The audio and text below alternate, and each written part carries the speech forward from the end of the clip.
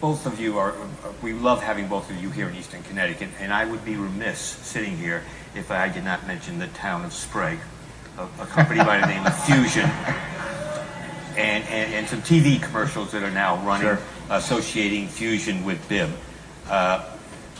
Give us your take on what happened in Sprague. Sure. Why did you go there, and does it or does it not relate to Bibb? No relation to Bibb. Again, an instance of the governor distorting the truth with his ad. No matter who's running an ad, if it's promoting the governor, he's complicit in it. I went to Sprague to support the 145 people who lost jobs there and their families, and to explain that the governor's policies are contributing to driving jobs out of Connecticut, including those jobs at Fusion Paperboard. I was met by Senator Austin, who was sent there, I assume, by the governor and his staff, and she was a heckler. she was heckling me, which was kind of entertaining for a while, but it got a little tired after a few minutes. And in fact, she had been involved in some of the policy decisions that drove Fusion Paperboard's sewer rates up over $1 million a year, and several other things that undoubtedly contributed to those jobs being lost when they were. So I went there for that reason. It has nothing to do with the Bibb company. There were two members of the union there. I don't know if they actually worked there or they're just members of the union. I mean, union leadership. And Senator Austin and the press corps and the governor's tracker, and then one other person who was actually a management employee and a registered Republican who was standing nearby. So I said that Senator Austin had failed in keeping these jobs in this community because she was involved in some of the policy decisions that were made. And I said the governor had failed and let these workers down. Now they're twisting the story down to say that I wasn't supporting workers, or I said the workers had failed. That's simply not true. But you did turn to the union members and said you failed. Well, they were saying that they had tried to negotiate a better deal or something, and I said, well, it's failed. It hasn't worked.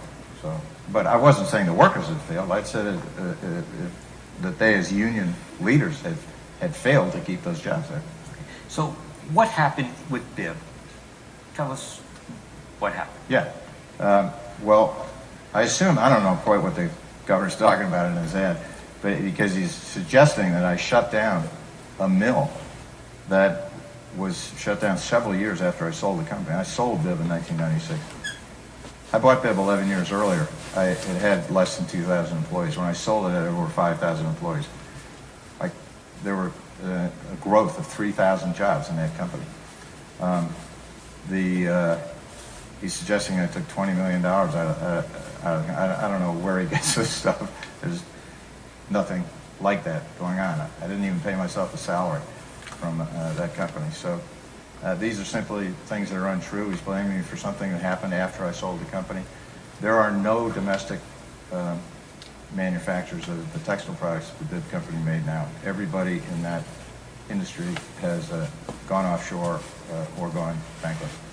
So listen, I think I did a very good job by the company. It was losing $14 or $15 million when I bought it. It would have gone under shortly thereafter if I hadn't gotten involved. I kept it going for another 11 years. I passed it on to other owners, and I protected the benefits and employment of the workers who were there in the deal that was reached with the new owners.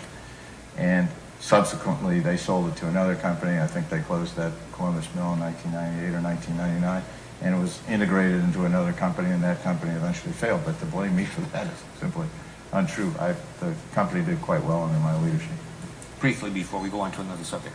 Sure. Tom, in 1995, in a publication, you said you closed 2 mills and you consolidated others. That's what you said, and you're being quoted.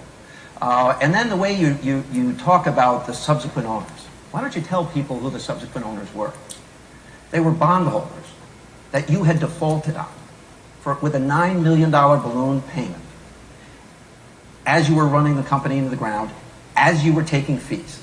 according to the Hartford Courant, where you were quoted by a reporter who had another conversation with you about your continuation of taking fees as late as 1994 and into 1995.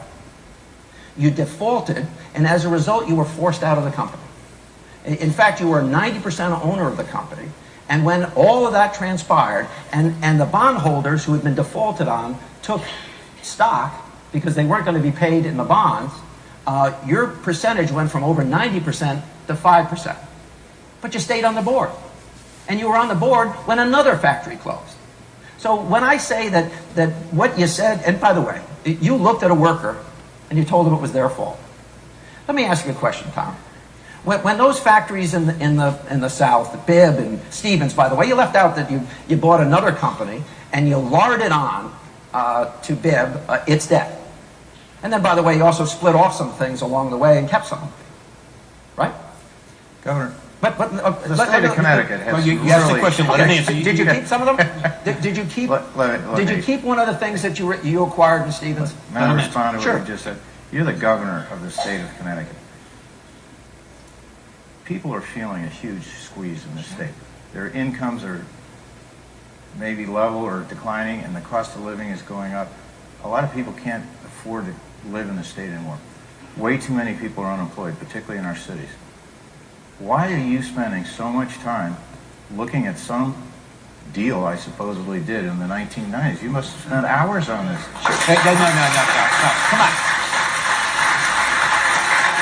And why, Please.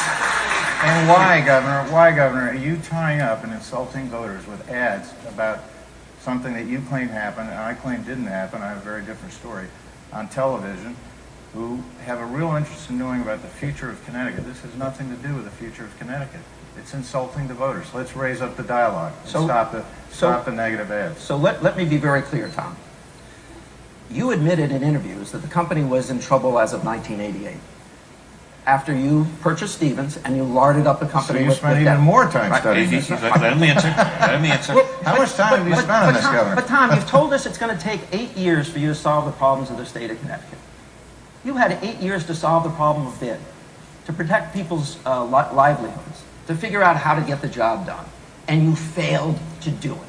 And now you've offered yourself as a candidate to the people of Connecticut as a successful businessman, and you leave out that you defaulted to your bondholders.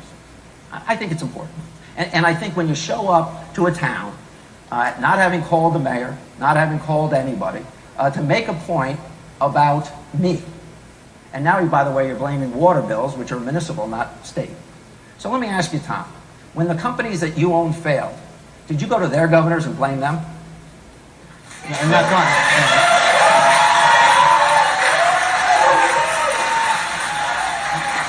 You're not helping anybody. You're really not. I mean, please, quiet. Let them talk. You get your chance on November 4th. Ambassador, would you like to respond to that? No, listen, Bibb grew 3,000 jobs when I owned it.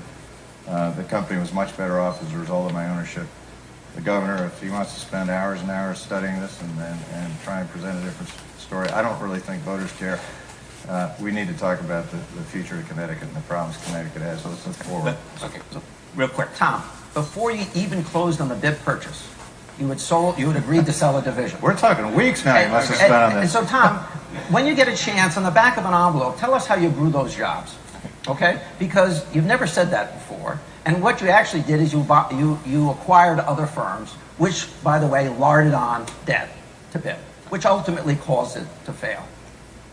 Let's move on. Yep. Okay.